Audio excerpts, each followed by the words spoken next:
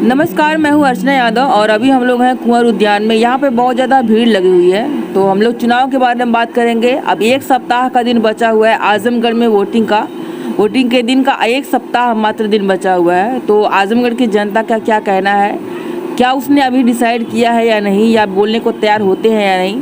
तो चलिए जो हमको मिलते हैं उनसे बातें करेंगे, जानने का प्रयास करेंगे कि आजमगढ़ का रुझान क्या है। नाम क्या हुआ आपका? AK सिंह। किसे देखते हैं सरकार में, आजमगढ़ में और केंद्र में? केंद्र में मोदी जी गवर्नमेंट। इंडिया गठबंधन बना हुआ है, मतलब कि एकजुट हुआ है हराने के लिए।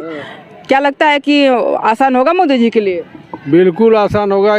जनता को मालूम है कि सारे चोर, सारे उचक्के डर के मारे इकट्ठे हो गए हैं, वही गठबंधन हो गया है। बाकी कोई इंडिया गठबंधन मतलब कुछ नहीं। चोर हर पार्टी का, क्योंकि हर पार्टी अपने अपने राज्य में शेर है ना, तो उसका तो असर पड़ रहा है। वहाँ की ऑडियंस तो उसे ही देखेगी ना।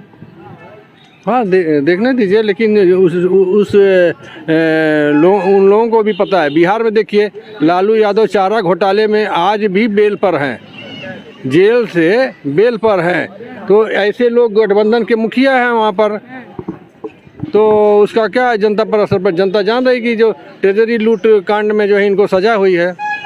जो फॉलोअर्स होते हैं वो इतना ध्यान नहीं देते हैं, उनको लगता है कि झूठ, जैसे अभी हमने बात की, वो कह रहे हैं कि झूठ में फंसाया गया था लालू यादव। नहीं, यहाँ थोड़ा जातियों में लोगों को बांट के रखा है। बाकी जो लोग सारी बातें समझते हैं, सारी बातें समझते हैं। हर आदमी नहीं समझता इस बात को। हर आदमी अपने एंगल से देखता है, और चूंकि जातियाँ हैं तो स्वाभाविक है कि जातियों सारी जातियाँ, जो पार्टियां हैं वो जातिगत बनी ही हुई है। जातियाँ ही चुनावी छड़ी हो गई। हाँ। इसीलिए उलझने अब खड़ी हो गई। जातियाँ ही चुनावी छड़ी हैं, और हर व्यक्ति अपनी जाति का अगर प्रबल व्यक्ति है तो वही नेता है उसका। हाँ। और अपने जाति को के लिए दूसरी की जाति को गरियाएगा तो उसके जाति वाले उसको नेता बना देंगे। जैसे ओम प्रकाश राजभर हैं। हाँ। तो उनको नेता बना दिया ना उस जाति बिरादरी वाले लोग, उसका लाभ ले रहे हैं, मंत्री बन के घूम रहे हैं। आज यहाँ है, कल कहीं जाएंगे, कोई भरोसा नहीं है। लेकिन जब तक हैं तब तक मलाई चास रहे हैं।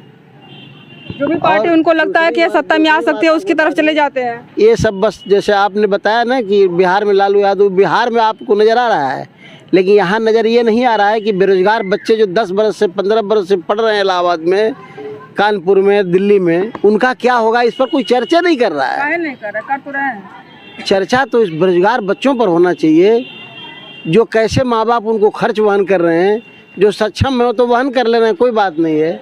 लेकिन जो गरीब तबका है, जो खेती किसानी पर निर्भर है, उनके बच्चे अगर किसी तरह से इलाहाबाद में, कानपुर में, दिल्ली में हैं, वो कैसे खर्च वहन कर रहा है, उसके पर क्या बीतती है, आप उनसे पूछेंगे तो सही रिपोर्ट वो बताएंगे।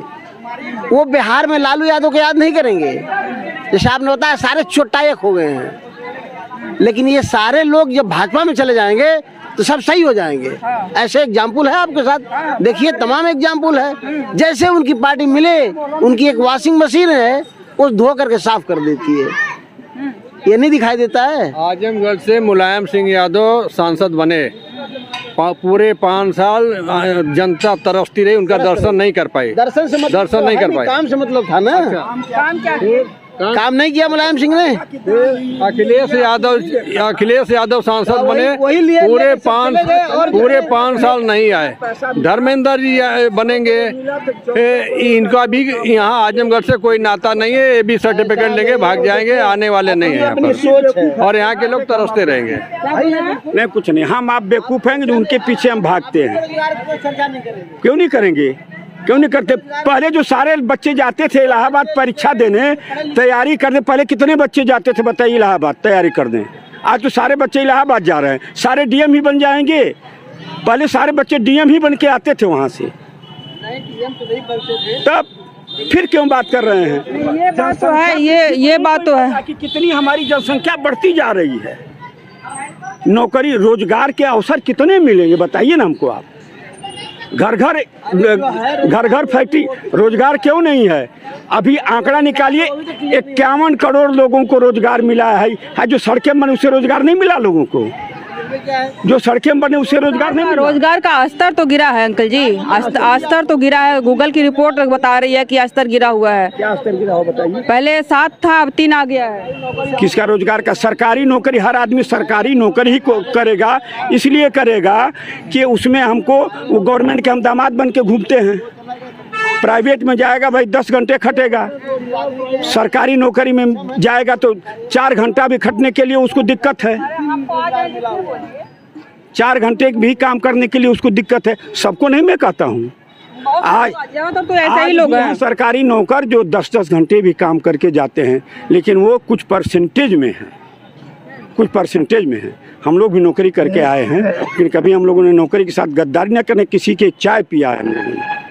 बस जाइए उनसे पूछिए। ये बात तो है या ये बात तो है कि जो है कि सरकारी नौकरी सब चाहते हैं, सरकारी काम जो है कि स्कूलों में नहीं जाना चाहते। सुनिए सरकारी स्कूलों में अपने बच्चों को नहीं भेजना चाहते, सरकारी हॉस्पिटलों में दवा लेना नहीं चाहते, सरकारी जो है कि और सारी चीज़ों में जो संस्थान होते हैं उसको कहते हैं वहाँ पे काम सही नहीं होता है और नौकरी उनको सरकारी चाहिए होती है। बताइए क्या कहना चाहिए? आप सरकारी विद्यालय को उस स्तर का बनाइए।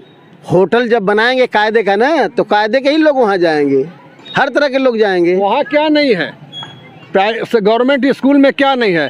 टॉयलेट है, किचन है, खाना देते हैं, कापी किताब देते हैं, बस्ता देते हैं, कपड़ा देते हैं, कपड़ा देते हैं, कापी किताब देते हैं। अब क्या चाहिए? अब क्या चाहिए? आपने अपने किसी बच्चे को सरकारी स्कूल पढ़ाया? और हम लोग पढ़े हैं, मैं भी तो पढ़ा हूँ। हम तो घर से ही झोला में बोरा लेके जाते थे बैठने के लिए। सरकारी स्कूल में पढ़े, किसी प्राइवेट स्कूल में नहीं पढ़े, आज भी नहीं पढ़ रहे हैं, आज भी नहीं पढ़ रहे हैं। प्राइमरी पढ़ते हैं आपके बच्चे? यहाँ तो प्राइमरी स्कूल है ही नहीं है। सरस्वती विद्या मंदिर में पढ़ते हैं, संघ का विद्यालय है, वो भी नीचे स्तर का ही विद्यालय, उसी में पढ़ते हैं। लेकिन सारे लोग तो प्राइवेट पर ही ज़्यादा लोग फोकस करते हैं कि प्राइवेट शिक्षा ही ज़्यादा बढ़िया होती है और क्वालिटी उसमें मेंटेन होती है। देखिए, मैं बताना चाहता हूँ कि अगर शिक्षा नीति दोहरी है तो स्वाभाविक है कि जो सक्षम लोग हैं वो प्राइवेट सेक्टर में जाएंगे और जो मजबूर तबका है वो प्राइमरी या सरकारी स्कूलों में रहेगा। गवर्नमेंट स्कूल का टीचर जो है कम से कम 50 से 60 हज़ार रुपये तनख्वाह पाते हैं, लेकिन वही स्कूल के मास्टर 5,000 पाने वाले मास्टर के पास पढ़ाते हैं प्राइवेट में। प्राइवेट वाले जो शोषण करते हैं टीचर्स का, आप जाके देखिए कितने तनख्वाह देते हैं, 5 से 7 हज़ार। प्रिंसिपल को भी 7 हज़ार मिल गया तो बहुत बड़ी बात है, लेकिन वही 50 हज़ार वाला मास्टर 5 हज़ार वाले के से अपने बच्चों को पढ़वाता है। इसके बहुत कारण है, एक कारण नहीं है। बताइए, आप बताइए। उसके कारण ये है कि उसकी शिक्षा नीति व्यवस्था अलग है और सरकारी स्कूल की शिक्षा नीति व्यवस्था अलग है। तो सबको एक सामान्य व्यक्ति जाता है कि अंग्रेजी बोलने वाला नौकरी पाता है, तो इसलिए अपने बच्चे को अंग्रेजी भाषा पढ़ाना चाहता है। यद्यप वहाँ जा करके, बात सुनिए, यद्यप वहाँ बच्चा जा करके न वो अंग्रेजी ही जान पाता है और न ही हिंदी जान पाता है, वो दोनों के बीच में है। हम लोगों के यहाँ वो बच्चे आते हैं, मैं भी एक अध्यापक हूँ, मैं जान रहा हूँ। जब वो बच्चे आते हैं तो हम लोग शुरू से फिर 4 में पढ़ता है, क ख पढ़ाते हैं उससे पूछते हैं क्या तुम लोग को ये नहीं पढ़ाया गया वहाँ, तो बता दें कि ये नहीं पढ़ाया जाता है, हम लोग को ABCD पढ़ाया जाता है।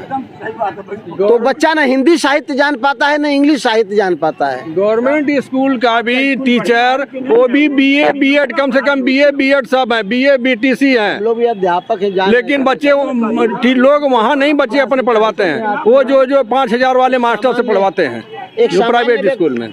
5,000 वाले बच्चे की बात नहीं है सर, उसकी और ये शिक्षा के स्तर में सुधार के लिए लास्ट में रहा है। शिक्षा के स्तर में अगर इतनी सारी बहस तो हो गई कि मतलब उस बहुत अच्छी सैलरी पाते हैं लेकिन 5,000 वाले से पढ़वाते हैं, तो अगर इसमें सुधार करना हो आप क्या सलाह देना चाहेंगे? एक शिक्षा नीति व्यवस्था बननी चाहिए, चाहे वो कितना बड़ा से बड़ा विद्यालय हो या छोटा से छोटा विद्यालय हो, एक तरह की शिक्षा होनी चाहिए। शिक्षा नीति का मतलब यह है कि जो CBSE पैटर्न पूरे देश में सारे स्कूलों में सब जगह लागू करो, स्टेट गवर्नमेंट का जो पैटर्न है उसको समाप्त करके सबको एक जैसा कर दो, तब जाके शिक्षा सुधरेगी, तब शिक्षा व्यवस्था सुधरेगी। आप CBSE बोर्ड अगर लागू करते हैं, उसी बोर्ड से आप एग्जाम लीजिए, उसी बोर्ड से कंपटीशन की क्वेश्चन तैयार करिए, और वही चीज़ अगर हिंदी मीडियम के हैं आपके हमारे राज्य सरकार के, तो वही चीज़ें आप हिंदी मीडियम कर दीजिए उनको, और वही चीज़ें इंग्लिश मीडियम कर दीजिए, ताकि कंपटीशन में हिंदी या इंग्लिश दोनों आवे, लेकिन मैटर एक ही होना चाहिए।